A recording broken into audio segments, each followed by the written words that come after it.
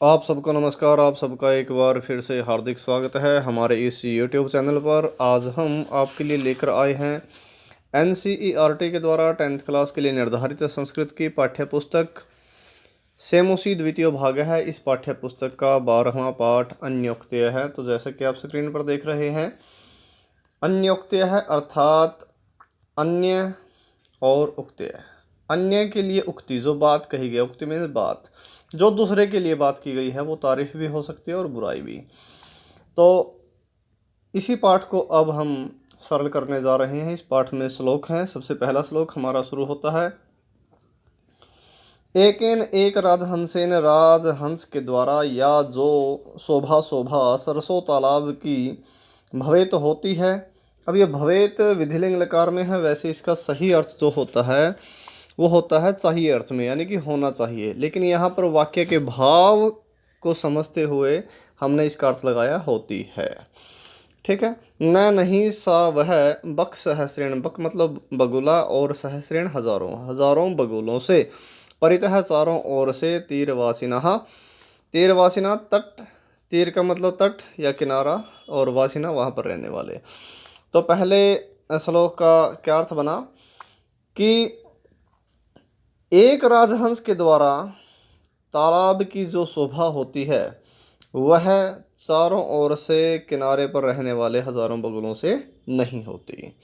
इसके बाद दूसरा श्लोक है, भुक्ता अर्थात सेवन की गई, मृणाल पटली, कमल नाल, कमल नाल कहते हैं कमल के फूल की जो डंडी होती है उसको, भवता आपके द्वारा, निपितानी पिया गया, अम्बोनी जल, यत्र जहाँ पर, नलिनानी कमलों का, निषेवितानी सेवन किया गया, रे अरे, राजहंस, राजहंस वद तुम बताओ, तस्य उस सरोवरस्य, सरोवर का, कृत्येन कार्य से, केन किस, भवितासी होगा।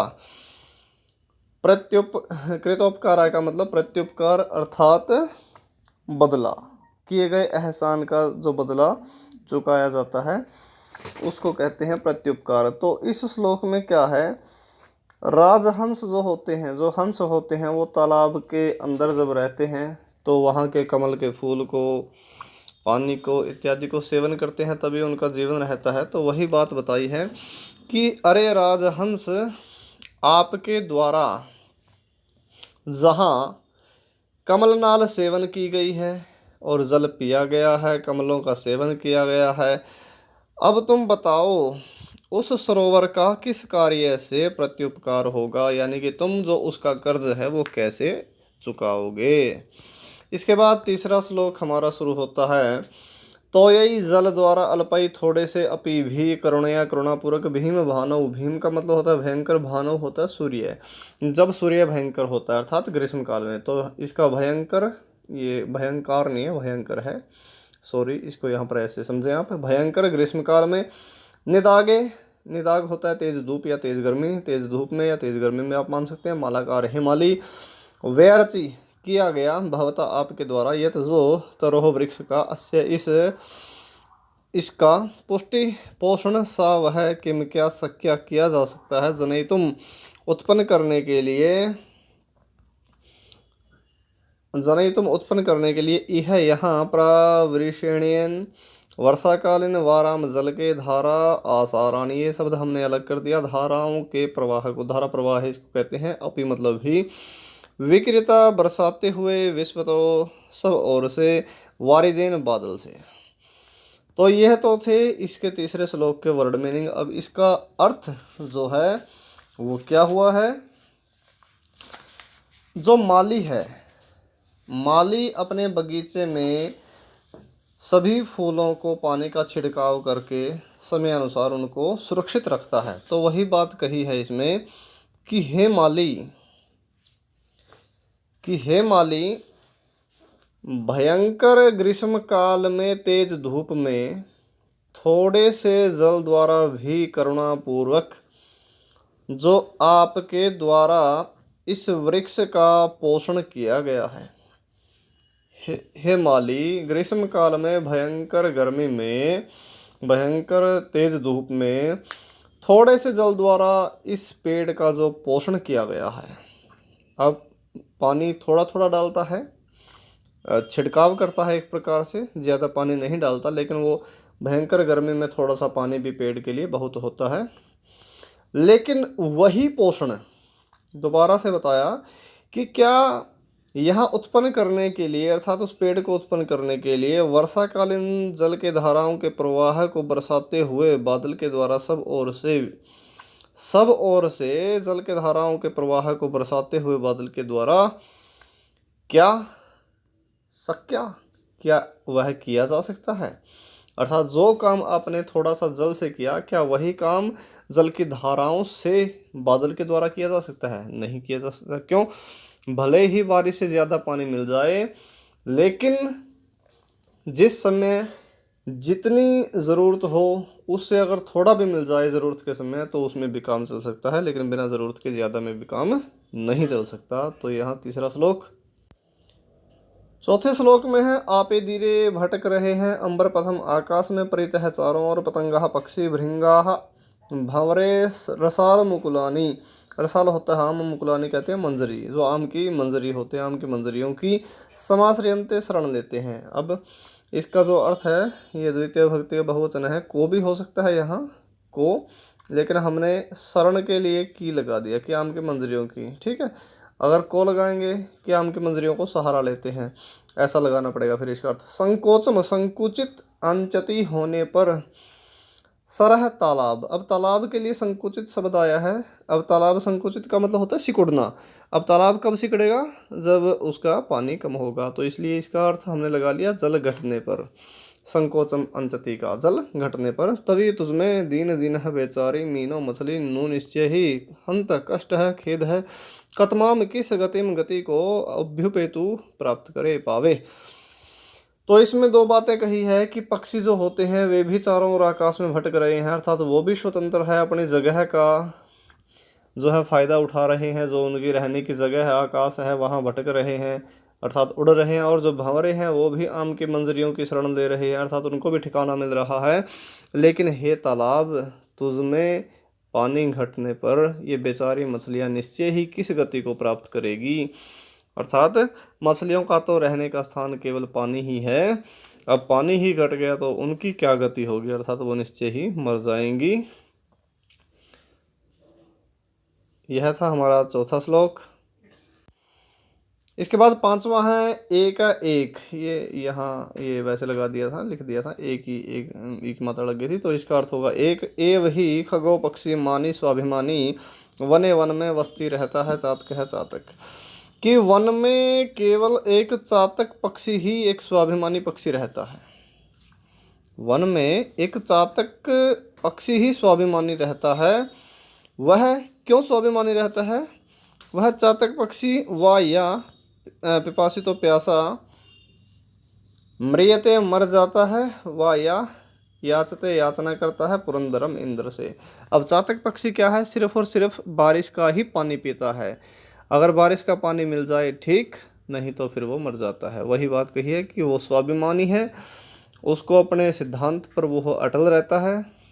तो वह या तो बिना पानी के मर जाता है, या फिर इंद्र की तरफ देखता रहता है कि बारिश कब होगी। तो यह था पांचवा। छठा श्लोक है, आश्वास्य, आश्वस्त करके पर्वत कुलम, पर्वत समूह को तपनोषण तप्तम, ये अणा है, तपनोषण तप्तम, सूर्य की गर्मी से तपे हुए को, उद्धाम ऊंचे दाव पेड़ों से विधुरानी रहित। अब विधुर शब्द कहाँ से लिया है? अब विधवा जो होती है, जिसका पति मर जाए उसको विधवा कहते हैं, और जिसकी पत्नी मर जाए उसको विधुर कहते हैं। अर्थात दो, जब एक किसी चीज़ से रिक्त हो जाते हैं, रहित हो जाते हैं, कोई चीज़ चली जाती है, तो विधुर, यहाँ विधुरानी शब्द जो है रहित के अर्थ में लगाया है। चाहे और काननानी वनों को, नाना अनेक नदियों नद नालों शतानी सैकड़ों, और पुरैत्वा भरकर रिक्त खाली असी हो गए हो। यत, अब यत शब्द के दो अर्थ होते हैं, की और जो, लेकिन यहाँ पर जो अर्थ होगा वो जो होगा। की को हमने ब्रैकेट में इसलिए कर दिया कि यहाँ पर हम नहीं लगाएंगे। जल्द हे बादल संबोधन है। सा वह एव ही तब तुम्हारी उत्तमा उत्तम श्री शोभा है। अब देखो, जो बादल है वो सारी जगह बरस जाता है, पर्वतों पर भी, वनों में भी, नदी नालों में भी। और अंत में वो खाली हो जाता है और तभी उसकी शोभा बढ़ती है। क्योंकि जब तक बादल में पानी रहता है तब तक वह काले रंग का रहता है, काले बादल बरसते हैं, और जब बादल सारा खाली हो जाता है बरसकर तो फिर वो सफ़ेद हो जाता है, वही उसकी शोभा होती है। लास्ट में ऐसा कहा भी है, वही तुम्हारी शोभा है। अब देखो क्या है कि सूर्य की गर्मी से तपे हुए पर्वत समूह को आश्वस्त करके कि हाँ बारिश यहाँ भी होगी, और ऊंचे पेड़ों से रहित वनों को भी आश्वस्त करके, जहाँ पर ज़्यादा पेड़ नहीं होते वहाँ भी बारिश होती है, उनको भी आश्वासन मिलता है बादल से। और अनेक सैकड़ों नदी नालों को भरकर, हे बादल जो तुम खाली हो गए हो, वह ही तुम्हारी उत्तम शोभा है, यही तुम्हारा एक त्याग है, इसी से तुम अच्छे लगते हो, यही तुम्हारी एक शोभा है, इसी से कल्याण होता है। ठीक है, यानी कि यहाँ पर सबके लिए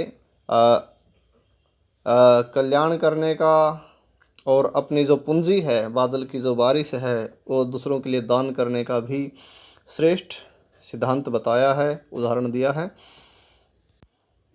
अंत में हमारा 7वां श्लोक आता है, मोस्ट इम्पोर्टेंट श्लोक है। अरे रे अरे अरे चातक चातक सावधान मनसा, ध्यान से, हम थोड़ा इसको जूम कर लेते हैं, ध्यान से, मित्र मित्र क्षण क्षण भर श्रूयताम, सुनो अम्बोधा, बादल बहवो बहुत हैं, अनेक हैं, और ही निश्चय ही संति हैं, गगने आकाश में सर्वे सभी, अपि भी न नहीं, एतादृशः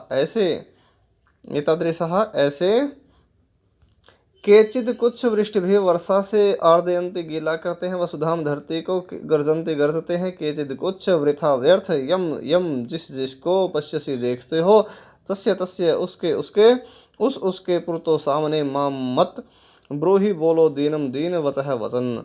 अब यहाँ पर इससे क्या शिक्षा मिलती है वो आप देखिए। कवि कहता है अरे चातक पक्षी। अब चातक पक्षी का एक और श्लोक आया था, उसमें था कि बारिश की इंतज़ार करता है चातक पक्षी। तो वो कहता है कवि कि हे मित्र चातक पक्षी, ध्यान से क्षण भर सुनो, थोड़ी देर मेरी बात पर विचार करो, क्षण भर सुनो कि आकाश में निश्चय ही बहुत बादल हैं, आकाश में निश्चय ही बहुत बादल हैं, और सभी ऐसे नहीं हैं, और सभी ऐसे नहीं हैं जैसे तुम सोच रहे हो कि हर एक बादल बरसेगा। कुछ वर्षा से धरती को गीला करते हैं, कुछ वर्षा से धरती को गीला करते हैं, और कुछ व्यर्थ गरजते हैं, कुछ व्यर्थ गरजते हैं। इसलिए तुम जिस जिसको देखते हो उसके सामने दीन वचन मत बोलो, अर्थात सबके सामने रिक्वेस्ट करने का कोई फ़ायदा नहीं होता। बहुत ही मोस्ट इम्पोर्टेंट श्लोक है और एक अच्छा मैसेज है सभी के लिए कि हमको हर एक व्यक्ति के आगे हाथ नहीं पसारना चाहिए, हर एक व्यक्ति से उम्मीद नहीं लगानी चाहिए, हर एक व्यक्ति के आगे रिक्वेस्ट नहीं करनी चाहिए अपने कार्य के आगे।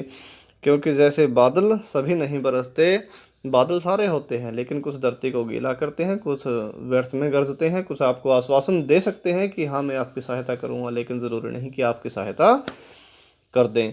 तो यहाँ पर हमारा मोस्ट इम्पोर्टेंट पार्ट है 12वां पार्ट, अन्योक्ति है, यहाँ पर पूर्ण होता है। 7 श्लोक हैं इसमें। आशा करता हूँ सभी छात्रों को ये वीडियो ज़रूर पसंद आई होगी। यदि आप हमारे इस चैनल पर पहली बार आए हैं या नए आए हैं, इस चैनल को सब्सक्राइब कर लें। संस्कृत के अध्ययन के लिए निरंतर हमारे साथ जुड़े रहें। आज के लिए इतना ही, अगली वीडियो में फिर मिलते हैं। जय तु संस्कृतम, जय तु भारतम।